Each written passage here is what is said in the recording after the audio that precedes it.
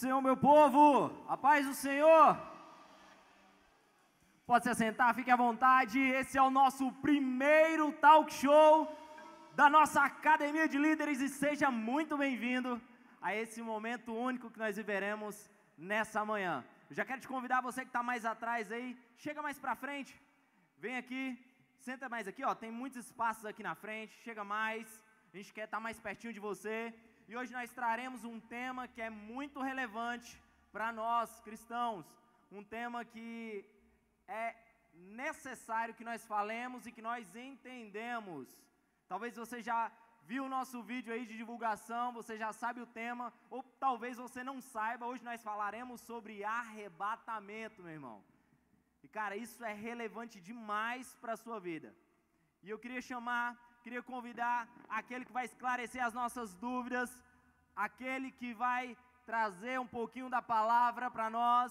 Eu queria chamar aquele que você talvez já conhece, já foi confundido com o Fernandinho aqui na igreja, aquele que fala assim, meu irmão, Pastor Alexandre, aplauda o Senhor pela vida dele, aleluia.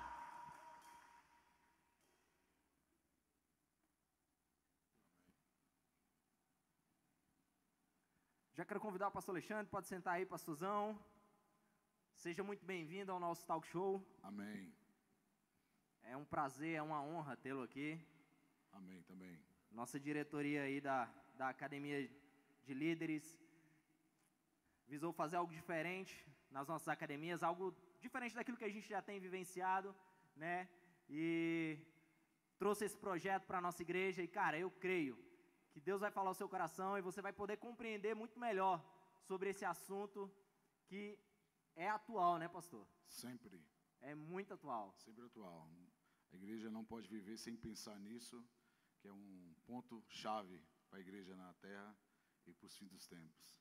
Benção demais. E a produção está me falando aqui, gente, que você pode fazer algumas perguntas.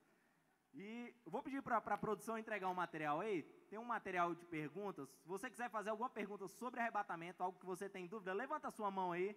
A nossa produção vai te procurar aí, vai te entregar um papelzinho, uma caneta, e você vai poder fazer a sua pergunta.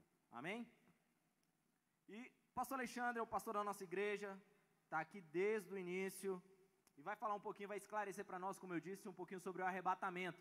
E eu já queria começar, pastorzão, fazendo uma pergunta, a pergunta que não quer calar, né? Se todos nós estamos aqui é porque nós queremos saber isso. O que é o arrebatamento, pastor?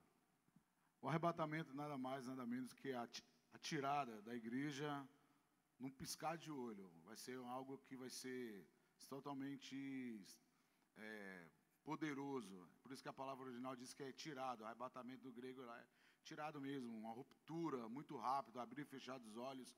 É uma coisa que ninguém vai esperar, como fosse você ligar a luz de uma vez ou apagar, está na escuridão rápido, as pessoas não vão saber o que acontece, mas é bíblico sobre isso, por isso que Jesus fala que ele virá como ladrão, não tem como saber. Então, você, vou planejar para daqui a 5 anos, 10 anos, 20 anos, não. Pode ser agora, a gente está aqui e Jesus ia arrebatar, levar a igreja daqui, porque esse é o projeto dele, dentro de um grande processo das dispensações, e a gente tem que acreditar nisso todos os dias. Amém, pastorzão.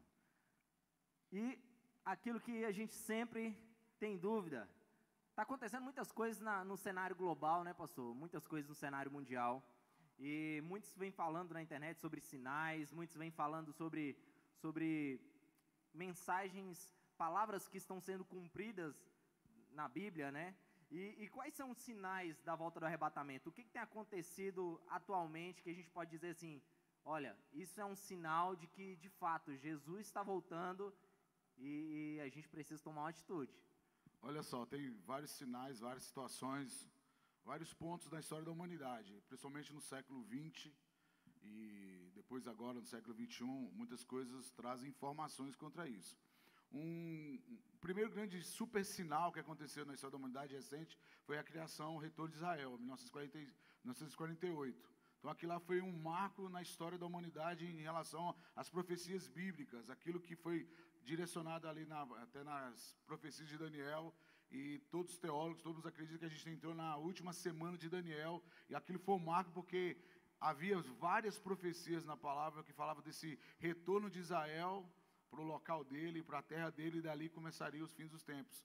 Fora isso, tem as questões geopolíticas, que a gente sabe o que está acontecendo no mundo. Todo mundo conhece a guerra de Israel com Hamas, guerra da Ucrânia com a Rússia, guerra na Armênia, guerra no Azerbaijão contra a Armênia, guerra na África do Sul, guerra no Iêmen, guerra em tudo que é lugar.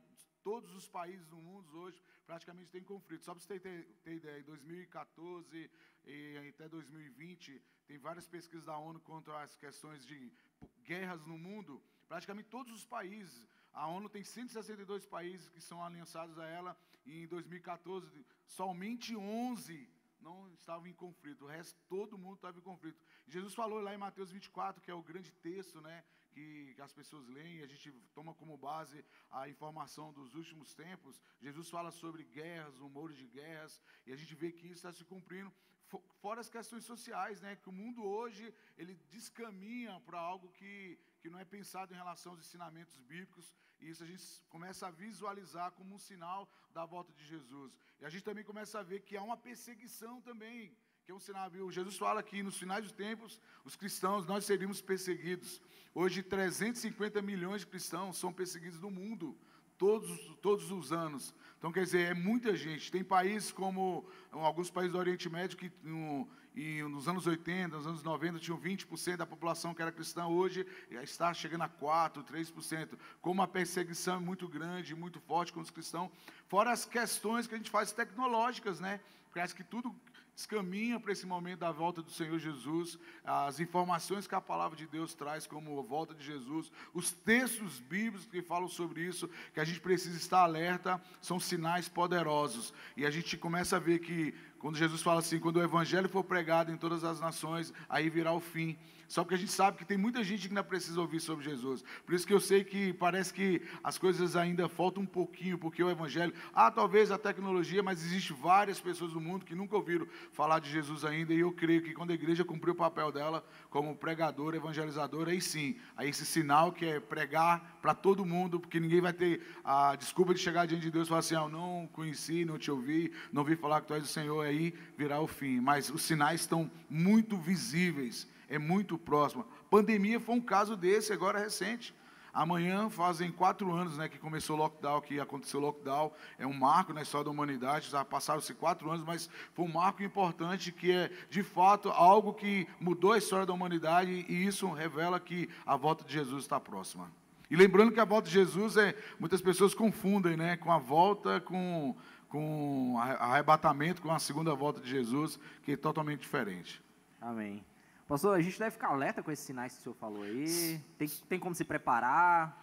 Eu acredito, tem como se preparar. A Bíblia porque tem algumas igrejas aí que promovem acampamentos, né? Uns negócios assim de sobrevivência, né? Tem muito isso.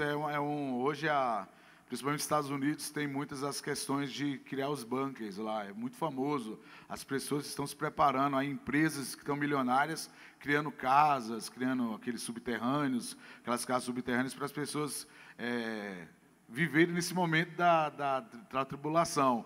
Mas a gente precisa estar alerta na questão, porque, como Jesus ele foi bem claro nas informações da palavra, quando Paulo ele escreve 2 capítulos em 2 cartas diferentes para falar sobre os fins dos tempos, sobre a vinda de Jesus, para a gente estar preparado. Então, como o assunto é importante, porque eu vejo o arrebatamento da igreja como os sinais dos fins dos tempos, como um momento do alerta.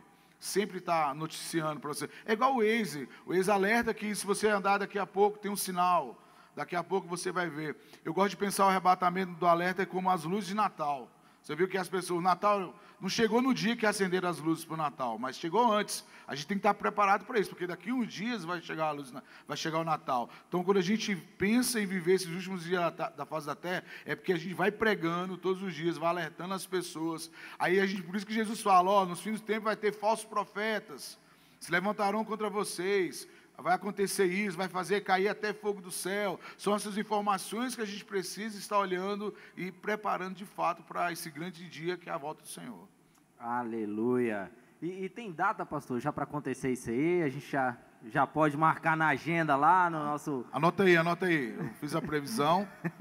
Anota aí, vamos começar a trabalhar em cima disso aí. Bota um alerta na sua mensagem. Brincadeira. Não existe, a Bíblia é bem clara, que nem os anjos do céu, somente o Pai sabe o dia da volta de Jesus.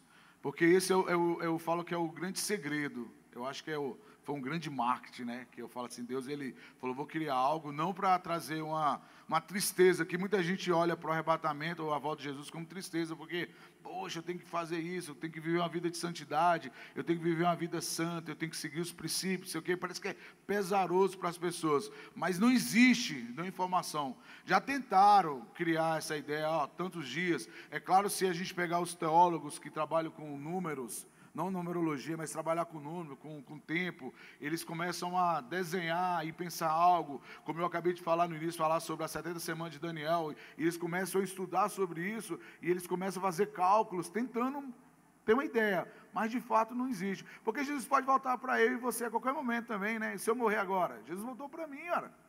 Ele voltou para mim, se eu morrer agora, ele voltou para mim. Aí eu tenho que preparar agora, como igreja ser arrebatada, aquela ruptura que é gigantesca, que a gente fica imaginando que vai acontecer, aí não tem dia nem hora marcado para isso não. Entendi, pastor. É porque assim, esses dias para trás, o pessoal que está antenado na mídia aí, né, viu que nesse carnaval aí desse ano, de 2024, uma pessoa em cima do trio elétrico, né, falou que estava próximo, né, entre 5 e 10 anos, estava para acontecer isso aí. Claro, tem gente que ficou preocupado, né, o pessoal que tá muito conectado na internet aí, e é impossível impedir o arrebatamento, é possível macetar o apocalipse, como disseram lá nesse lugar lá? Não é possível, porque é algo da dispensação. A história da humanidade, a história do povo da humanidade é dividida por dispensações. E essa dispensação ela vai chegar. Todas elas se cumpriram. Então, eu posso acreditar que teve as outras dispensações, até as que a gente está vivendo como graça, e acreditar que não virá uma nova dispensação. Então, não tem como acontecer isso. As pessoas, elas tentam criar alguns pensamentos progressistas, acreditam que nós já estamos vivendo a grande tribulação.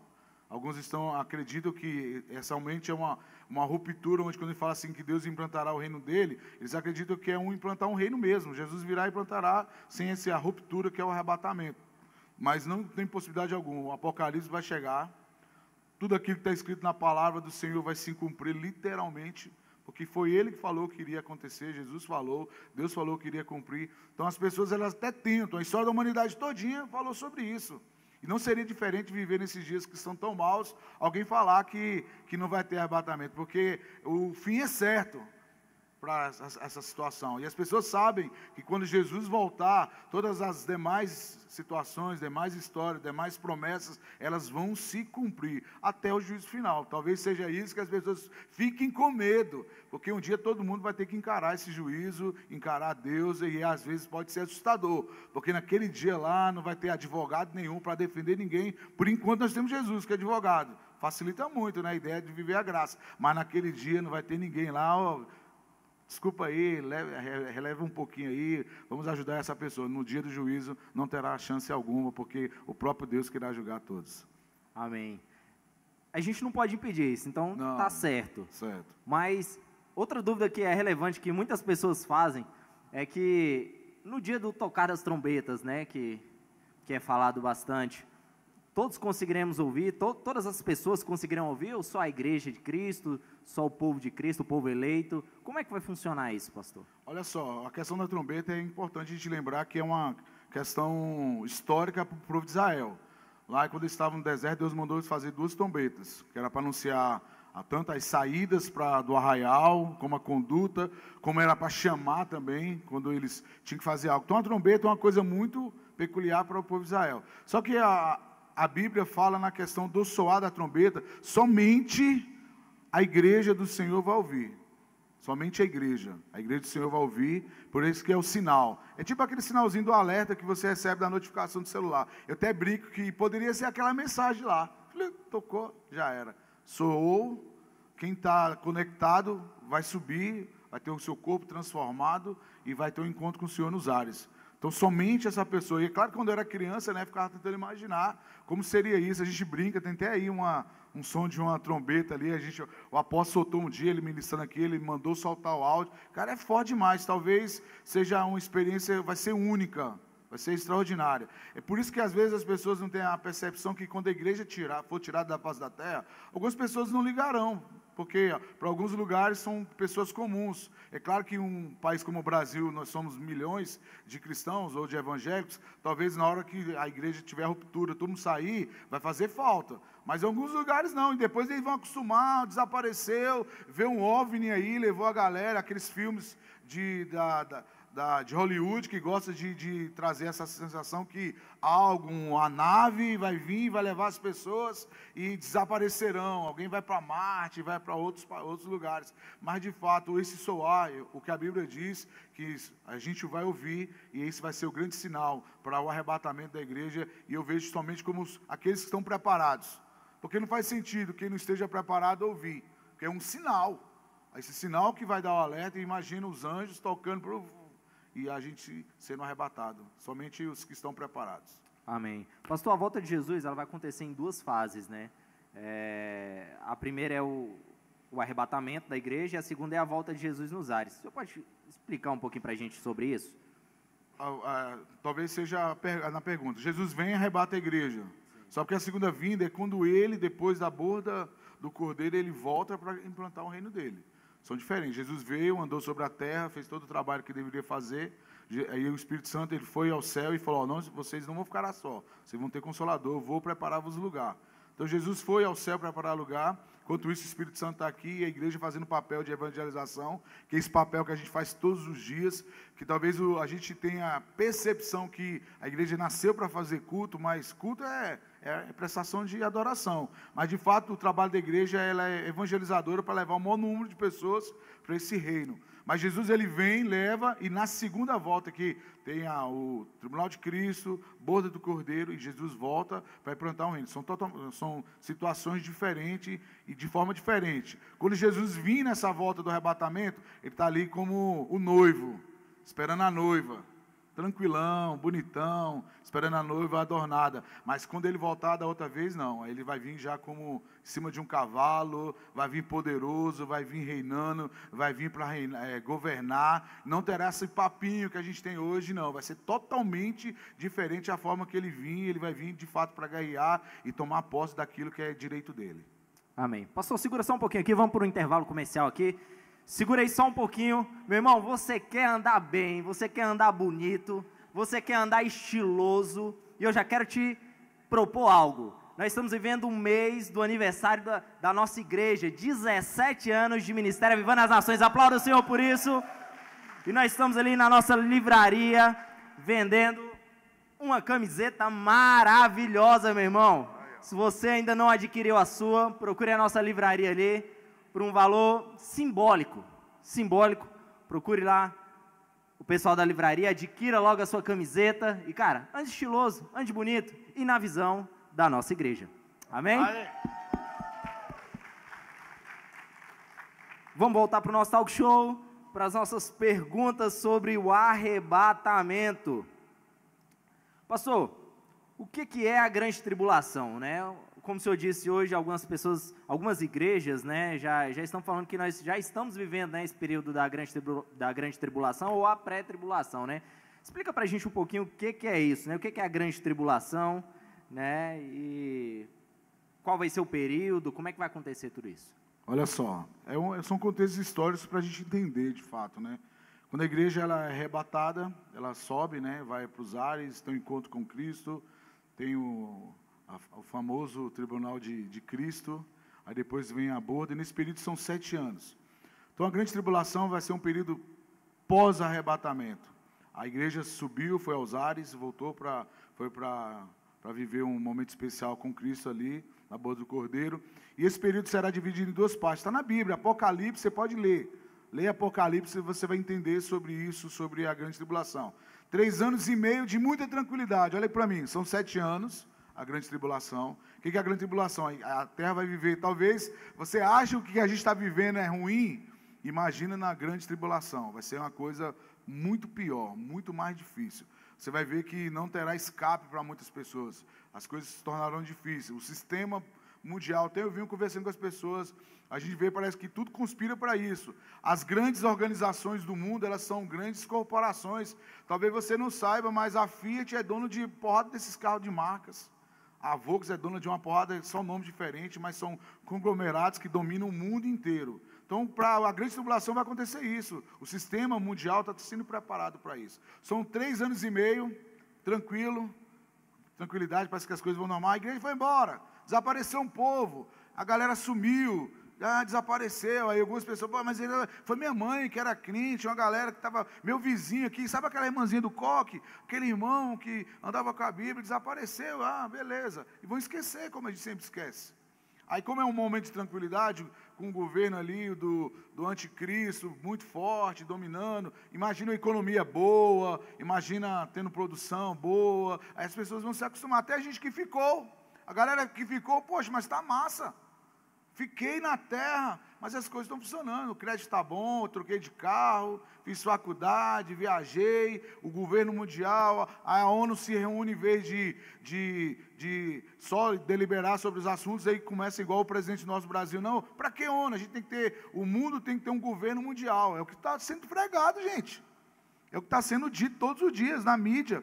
Há uma busca pelo governo, aí fica a briga o presidente francês, o presidente americano, o presidente nosso brasileiro, as grandes potências, o Putin lá na Rússia, todos os grandes poderios, o governo da Índia, essas grandes nações, eles querem ter o domínio, porque nessa grande tribulação, nesse primeiro momento, muita tranquilidade. Aí depois dos 3 anos e meio posterior, aí é aquele final que o anticristo, ele se tornará como um grande líder mundial. Aí ele vai implantar aquilo que é o anticristo mesmo, perseguição contra Israel, todas as perseguições contra as pessoas que estiverem aqui. Aí nesse período que aqui a gente entende como é o momento onde vai ter o controle, que é através do número da besta, né? 666, você vai ter que... Senão você não consegue comprar. O Brasil já implantou, só existe CPF. Quem tirar a identidade nova não vai ter aquele número do RG. Esse negócio que a gente brinca hoje, qual é o seu RG? Eu falo 1.501.730. Não vai ter mais. É somente CPF. É para que no mundo inteiro esses 11 dígitos se tornem uma informação mundial. E esse grande controle já existe. Ontem mesmo eu fui numa loja, no shopping, aí eu até admirei, não tinha conhecido aquele sistema. Você pega as roupas, coloca em cima do balcão, ela já lê as informações de todas aquelas roupas que estão em cima. Olha só, você nem precisa digitar, igual vai no mercado comprar alguma coisa, você vai no autoatendimento, as pessoas já colocam. Você passa, né? Já passa, não, botou em cima do balcão, o balcão já lê aquelas informações de todas. Tem 11 peças, 10 peças, aí você só conta de fato para ver como a tecnologia vai nos levar a ter esse controle. E as pessoas, mas quando chegar esse momento da grande tribulação, como eu vou comprar, beber? Cara, vai ser quase impossível. A pessoa vai viver de fato momentos muito difíceis. Imagina você morar no lugar onde você não vai poder ter acesso a nada, saúde, educação, você vai poder ter acesso à comida, às coisas básicas. Então a grande tribulação vai ser dessa forma. A pessoa não vai poder ir nem vir, esses direitos que terão. Imagina se tem um controle para isso, todo mundo precisará de um número, todo mundo precisará. E a gente briga, um chip. Cara, o que é implantar um chip hoje? É a coisa mais simples, pô.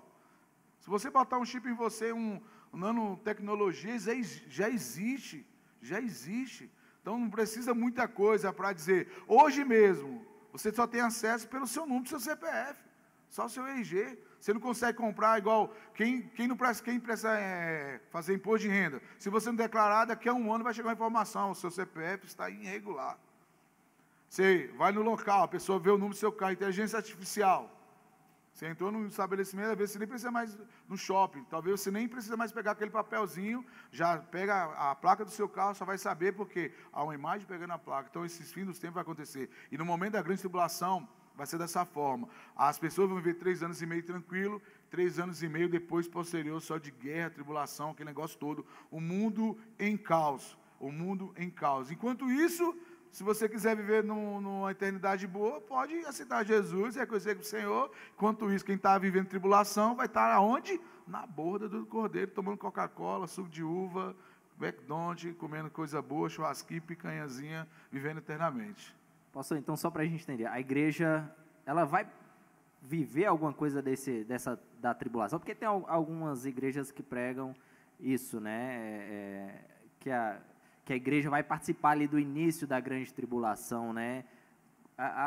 Qual é a visão da nossa igreja em relação a isso? O que eu sempre vejo aqui é nosso, o apóstolo aqui, ele pode ser mais fiel para pregar, mas pelo tempo que eu conheço, a gente trabalha junto, a gente acredita que a igreja não precisa viver isso não, gente. Nós não nascemos para isso. A igreja de Cristo, ela não nasceu para viver a tribulação. Ela viveu para, nesse momento que eu falo, estou usando a palavra ruptura porque é original lá, diz, tirados.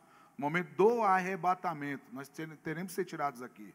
Não faz sentido. A gente está vivendo esses dias tão... Não é difícil, parece que não é... Os dias são maus, mas se tornarão pior. Por isso que a igreja ela vai ser tirada. A igreja, não, nós somos pré-tribulacionistas, nós seremos tirados antes da tribulação, não abrir e fechar os olhos, não ficaremos aqui. Eu não acredito nisso, na meu posicionamento pessoal. E a Bíblia diz sobre isso. A igreja será tirada daqui, depois que vai começar essa... Tem os sinais? Temos, a gente está vendo sinais. Aí quando no dia de eu abrir e fechar os olhos, tirará a igreja daqui e começa a tribulação. Aí seja o que Deus quiser para quem ficar aí. E aí o senhor falou um negócio interessante. E quem ficar aqui? 2 pontos. Beleza. Pessoas que não aceitaram a Jesus e pessoas que aceitaram Jesus, né, e talvez viveram uma vida que não foi conforme a palavra e ficaram no arrebatamento. O que vai acontecer com esse pessoal, pastor? Eles serão perseguidos.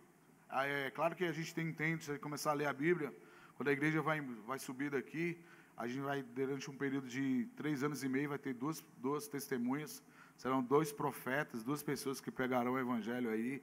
Muitas pessoas aceitarão Jesus, mas serão pela dor. A Bíblia fala que eles serão salvos pela dor, pela experiência ali daquele dia do tempo da tribulação. As pessoas vão sofrer bastante, por isso que a Bíblia fala que alguns subirão aos montes, tentarão se lançar de lá para morrer, porque eles sabem que vai ser um momento de muita perseguição. Imagina você vivendo a crise da grande tribulação, você dizendo que você é crente. Hoje é ruim, vamos pensar. Hoje é difícil ser crente? E não é. Porque é bonitinho ser crente. A gente falar que é evangélico, botar a camisa, eu sou de Deus, sai na rua com um colarzinho da cruz, colarzinho de Israel, declarar, eu sou do Senhor Jesus, esse carro é do Senhor Jesus, a minha vida é do Senhor Jesus. Cara, isso é muito tranquilo, vivemos num país que extremamente cristão, então vai ser fácil. E quando acontecer, vai ser o contrário.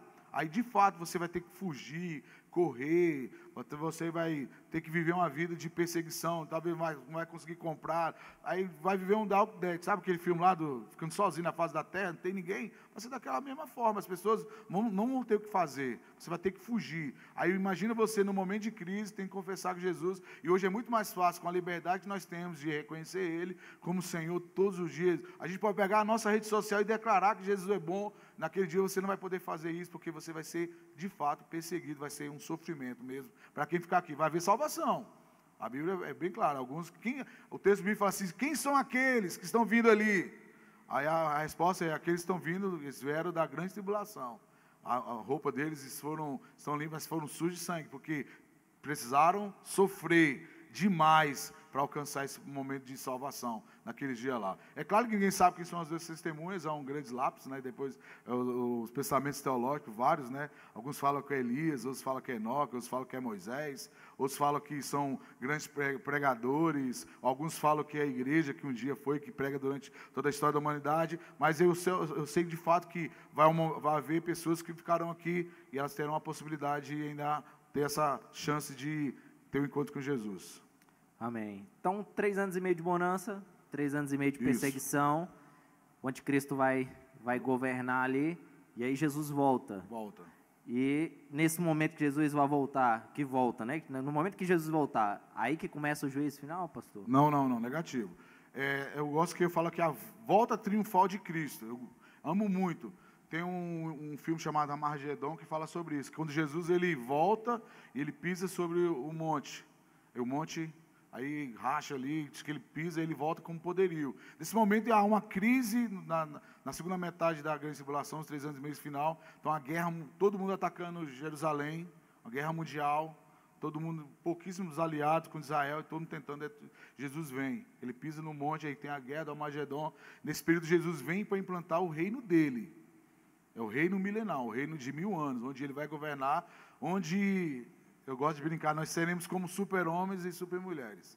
Nós estaremos nos ares, a Nova Jerusalém, que está ali, é bíblico que está falando, ela ficará e nós poderemos ir e voltar. Aí eu vou entrar naquilo que as meninas falaram comigo.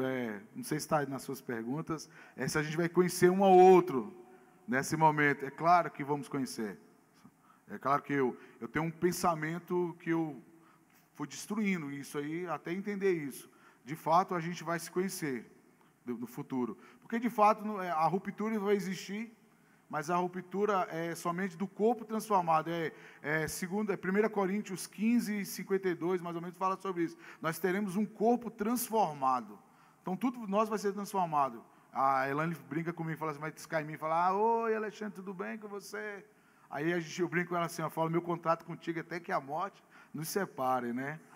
Eu brinco muito com ela sobre isso, mas isso é uma piada, né, que eu brinco com ela, mas com o tempo a gente vai entendendo, porque eu aprendi que vai ser tudo novo, e a gente tem a percepção que vai ser, tipo, deletado, mas de fato não é. É só o que vai ser, o que era humano vai deixar, o que é carnal deixar de ser, e vai ser tudo transformado, vai ser espiritual, vai ser espiritual. Nesse período a igreja vai estar lá, a humanidade vai estar aqui, esses que estão sobrevivendo na grande tribulação, e sobreviver à grande tribulação estarão aqui na terra.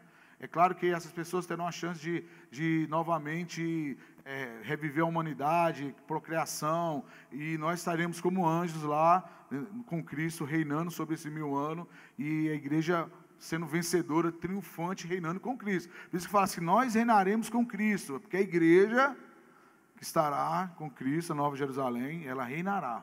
Será um reino poderoso na face da terra, durante 1000 anos, esse 1000 anos. Aí não é o juízo final, porque depois disso aí, o que acontece? Deus vai liberar de novo Satanás, lá onde ele estava preso, para fazer o último teste para a galera aí, a última prova do Big Brother, para ver se você vai conseguir chegar na prova final.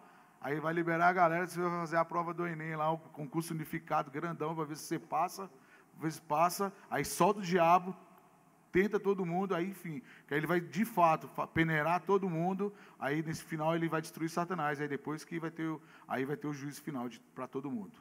Juízo final, telão, mostrar a vida toda. Google, TikTok, o Instagram, o que mais?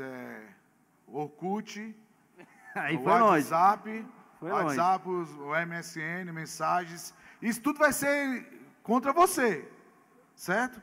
Tudo contra você. As câmeras aí, o Big Brother da vida aí vai estar ligado ali. Então não vai ter como fugir. Eu não fiz isso. Vai saber que você fez. Então essa é a informação ali para o arrebatamento. Amém, pastor. E qual a diferença, pastor, do juiz final que o senhor trouxe para a gente um pouquinho aí, com o tribunal de Cristo, né? Às vezes a gente lê a palavra e a gente não consegue compreender qual é essa diferença do juiz final e o tribunal de Cristo. Beleza, vamos lá. O tribunal de Cristo é igual ao Oscar. O Oscar não é só premiação. Ninguém vai convidado para o Oscar para receber crítica, para alguém falar mal dele. Você pode até ser o convidado, você não foi selecionado para o seu filme ganhar, mas você está lá. Você está lá, não está? Foi convidado? Quem não queria estar lá, naquele ambiente de auditório? Então, no dia do tribunal de Cristo, que é a primeira coisa, a igreja é arrebatada. Antes de começar a boda, tem um momento triunfal, que é receber o galardão. Então, o tribunal de Cristo, onde Deus irá trazer os galardões. Onde ele vai falar assim, beleza, você trabalhou, está aqui, mas você vai receber o galardão, vai ter benefício. Por isso que ele fala assim, vai ser colocado em xeque tudo que a gente fez. Talvez eu entreguei uma cesta básica, eu entreguei 1 milhão. Talvez uma cesta sua foi mais importante que 1 milhão de cestas básicas.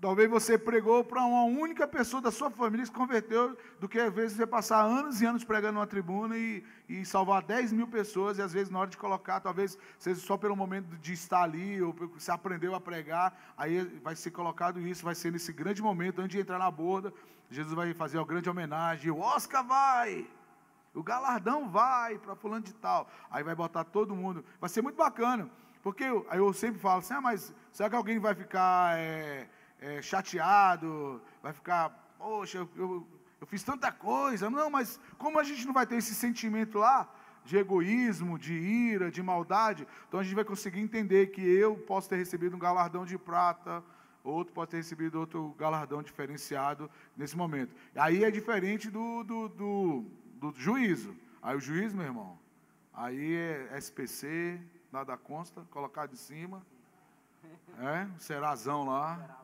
Serasão, e vai vir a listagem geralzona, aí você está no sal. Aí vai vir os itens, aí não tem que Senhor, Senhor, Senhor. Hoje, eu sempre brinco, nós temos a oportunidade de ter um advogado.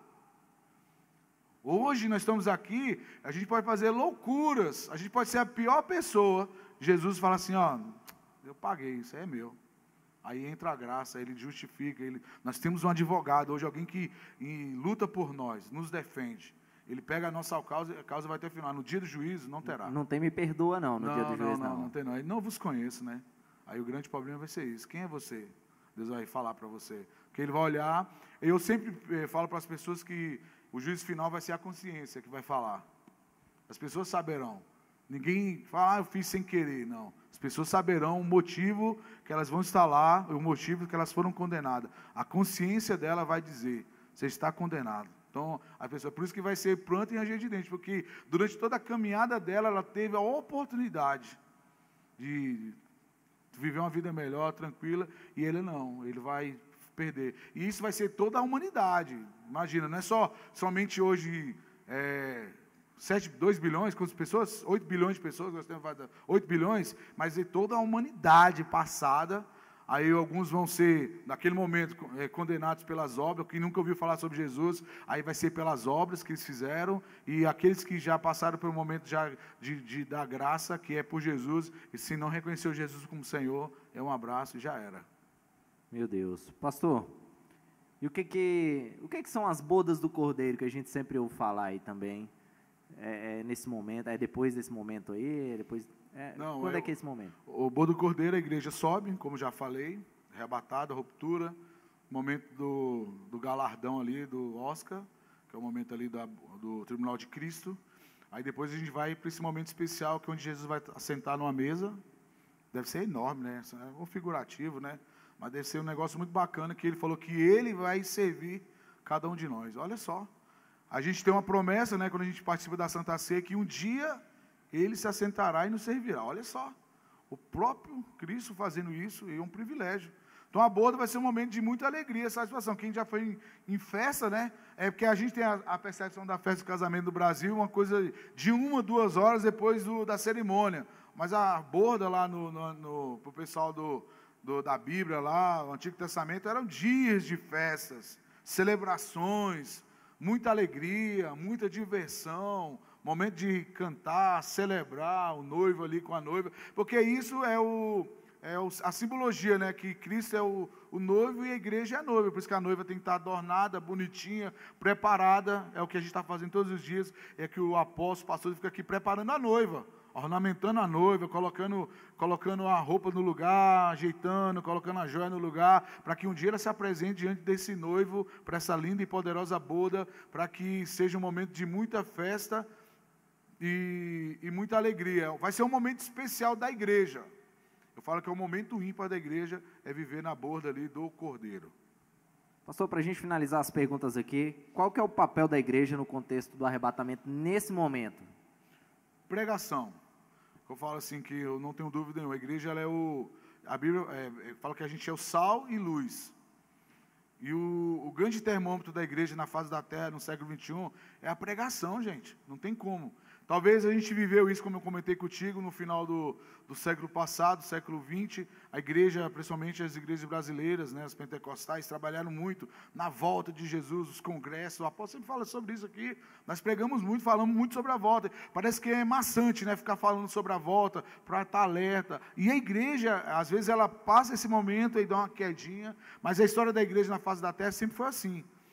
Quando a igreja estava ali, ela dava uma quedinha na questão de evangelização, aí permitia-se ter momentos de crise, aí Deus levantava os avivalistas, aí voltava. Todos os avivamentos falaram sobre a volta de Jesus. Todos. Não tem um avivamento, você lê, que não tem como ênfase falar da volta de Jesus. Deus sempre vai fazer isso. E a igreja vai e volta de novo, aí vai, trabalha, aí a igreja, a humanidade cai em crise e volta, aí vem de novo, aí alguém que ora, que busca, que quer a presença do Senhor, que fala sobre a volta de Jesus, aí cresce novamente. Então a igreja tem esse papel, hoje atual, de levar esse nome, que as pessoas têm que reconhecer, porque as pessoas nunca vão poder dizer que não ouviram falar sobre Jesus.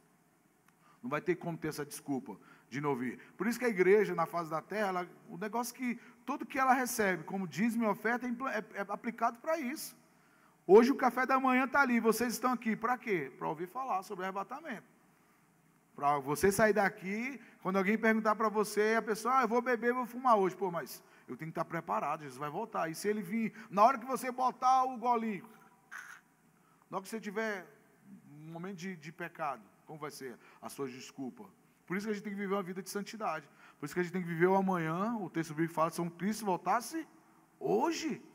Então eu tenho que viver o que eu quero fazer amanhã, fazer hoje, viver uma vida de santidade. Por isso que Jesus é muito claro nos 3 evangelhos de Mateus, Marcos e Lucas, quando ele fala a mesma história sobre os fins do tempo. Se a gente pegar lá em Mateus capítulo 25, que é onde ele fala sobre, são 3 parábolas, 3 histórias, que são para pessoas estar preparadas. Se não fosse tão importante, Jesus não tinha pegado, após ele falar sobre tudo isso, sobre o fim dos tempos, fala, aí ele pega 3 histórias, ele fala dos servos, das 10 virgens e outras, eu não lembrei qual outra história agora, mas no capítulo 25 de Mateus, Jesus fala de estar alerta. A gente conhece muita história, né, das 10 virgens, 5 prudentes e 5 loucas.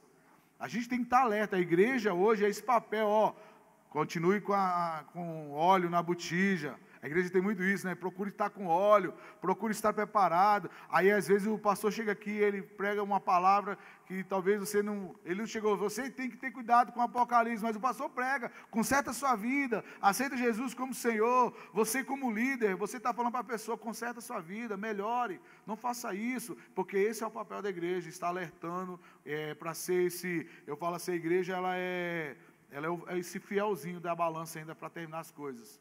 Porque quando ela cumpriu o papel dela como igreja, que é evangelizadora, aí, meu irmão, aí o sinal vai tocar e já era, e o recreio vai chegar.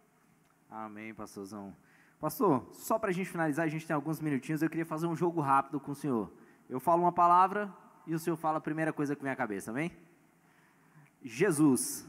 Senhor. Arrebatamento. Certo. Salvação. Cristo. Galardão. Prêmio. Nova Jerusalém. Cidade eterna. Ruas de ouro.